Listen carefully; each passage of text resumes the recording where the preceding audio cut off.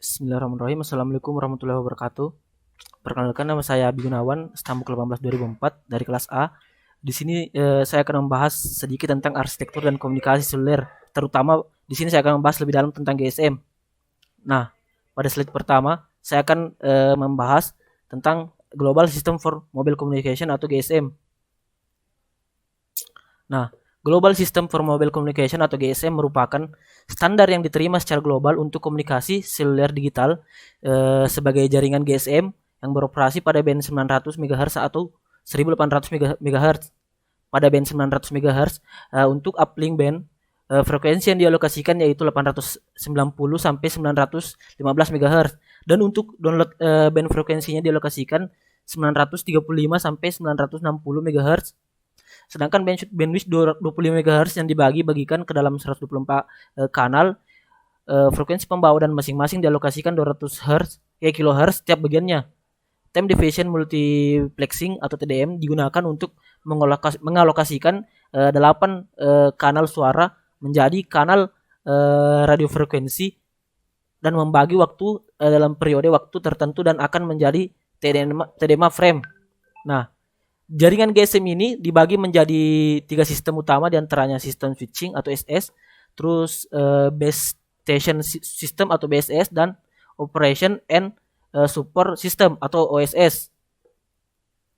Nah, pada slide kedua ini adalah gambar dari generasi jaringan seluler. Di sini ada gambar 1G atau generasi pertama, terus ada generasi kedua, generasi ketiga, generasi keempat, dan hingga saat ini ada 5G.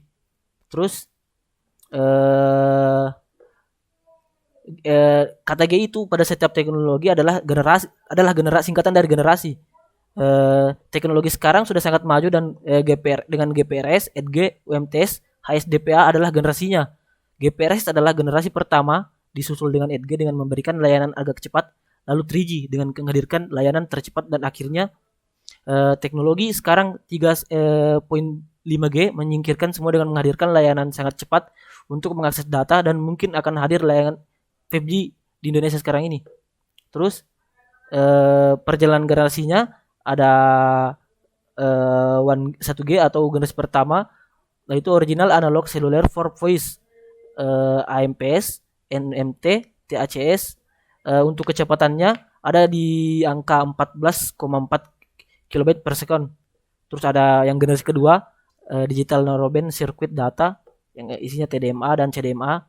Biasanya digunakan untuk jaringan nelpon. Untuk kecepatannya 9 sampai 14 kilobit per second. Terus untuk jaringan 3G, digital broadband paket data atau CDMA, FDO, UMTS atau EDG yang sering kita dengar. Ini kecepatannya 500 sampai 700 kilobit per second. Terus ada jaringan 3.5G,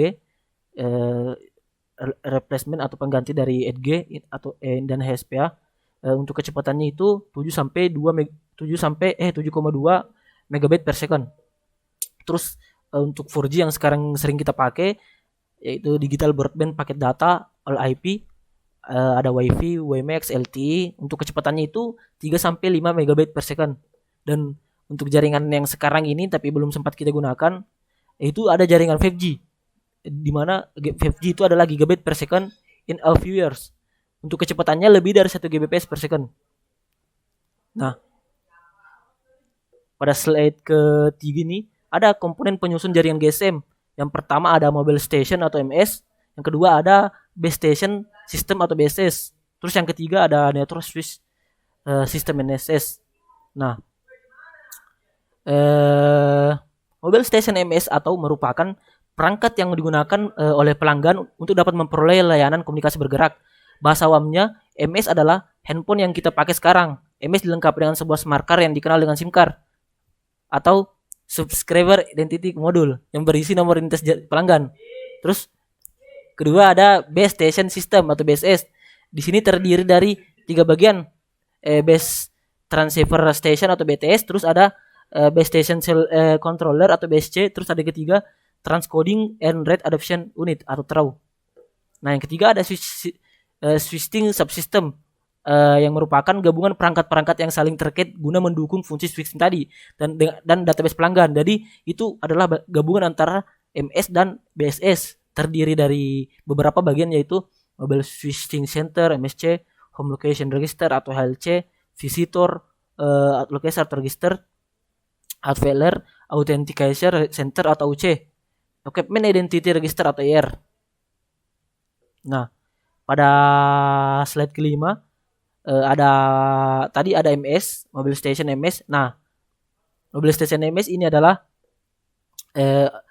perangkat yang digunakan untuk seperti yang saya jelaskan tadi, perangkat yang digunakan untuk pelanggan agar melakukan komunikasi. MS terdiri dari Mobile Equipment atau ME dan Subscriber Entity Module atau SIM. Nah, di sini ME merupakan terminal transmisi radio yang dilengkapi dengan International Mobile Equipment Identity atau IMEI. IMEI ini digunakan agar terhubung kepada jaringan, sedangkan SIM berisi nomor lintas pelanggan untuk masuk ke dalam jaringan operator atau GSM. Nah, yang kedua ada Base Station System atau BSS. BSS ini adalah terdiri dari 3 perangkat, yaitu Base Transceiver Station atau BTS. BTS merupakan perangkat pemancar yang menerima, menangani dan berinteraksi langsung dengan mobile station melalui air entrance. BTS juga mengatur proses handover yang terjadi dalam BTS itu sendiri dan dimonitor oleh BSC. BTS itu disebut juga sebagai RBS atau Radio Base Station. Nah, terus ada namanya Base Station Controller atau BSC. BSC adalah interface antara BTS dengan MSC dan OMC. BSC juga mengendalikan beberapa BTS serta mengatur trafik yang datang dan pergi dari BSC menuju MSC atau BTS. Nah, ada transcoder lagi. Transcoder itu juga bagian dari BSS. Transcoder itu singkatan atau bisa disebut XCDR. XCDR berfungsi untuk mengkompres data suara dari keluar MSC 64 kbps menjadi 16 kbps ke arah BSC dan sebaliknya untuk efisiensi kanal transmisi. XCDR disebut juga sebagai TRC, Transcoder Controller. Nah, selanjutnya NSS itu, Network System atau NSS itu adalah fungsinya sebagai switching pada jaringan GSM, memanajemen jaringan sebagai interface antara jaringan GSM dengan jaringan lainnya seperti PSTN maupun PLN lainnya. NSS ini juga terbagi antara Mobile Switching Center dan Home Location banyak bagian. Pertama ada Mobile Switching Center, yaitu tugasnya untuk mengatur komunikasi antar pelanggan dan user jaringan telekomunikasi lainnya. Terus ada Home Location Register atau HLR. HLR merupakan database yang berisi data pelanggan yang tetap di suatu wilayah cakupan. Terus ada Visitor Location Register yang tadi saya sebutkan itu. VLR itu fungsinya database yang berisi informasi sementara mengenai pelanggan yang melakukan mobile roaming dari area cakupan. Terus ada Authentication Center atau AUC. AUC berisi database yang fungsi bersifat rahasia yang merupakan dan disimpan di dalam bentuk format kode untuk pengamanan, pengontrolan dan equipment dan penggunaan sistem seluler yang sah dan mencegah pelanggan melakukan kecurangan. Terus ada Equipment Identity Register atau EIR, merupakan database terpusat yang tersimpan di dalam wilayah seperti Indonesia sendiri, seperti operator Telkomsel tersimpan dalam Telkomsel sendiri. Itu membutuhkan validasi IMEI. Terus ada Gateway MSC. GMSC merupakan fungsi yang diinterface antara jaringan GSM dan jaringan lainnya. Terus yang terakhir ada Operation Support Subsystem atau OSS. Nah, Operation System Support atau OSS ini sebagai pusat pengontrolan operasi dari pemeliharaan jaringan. Nah, fungsi utamanya itu untuk mengawasi alarm perangkat dan perbaikan terhadap kesalahan operasi. Terus di sini juga ada NMC kan tadi OMC itu. Nah, NMC itu yaitu Network Management Center. NMC berfungsi untuk pengontrolan operasi dan pemeliharaan jaringan yang lebih besar lagi dari OMC.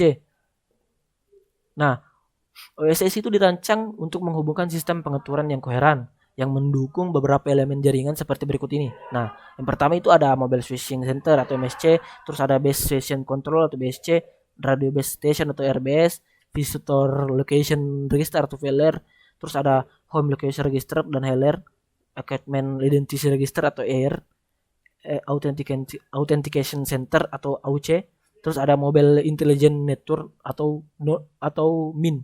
Nah, itulah itulah materi yang sempat saya bawakan dan saya share hari ini, saat ini, tentang Global System for Mobile Communication (GSM) atau lebih luasnya arsitektur dan komunikasi seluler. Eh, untuk penjelasan saya yang kurang eh, memuaskan, mohon dimaafkan. Eh, Sekian dan terima kasih. Wassalamualaikum warahmatullahi wabarakatuh.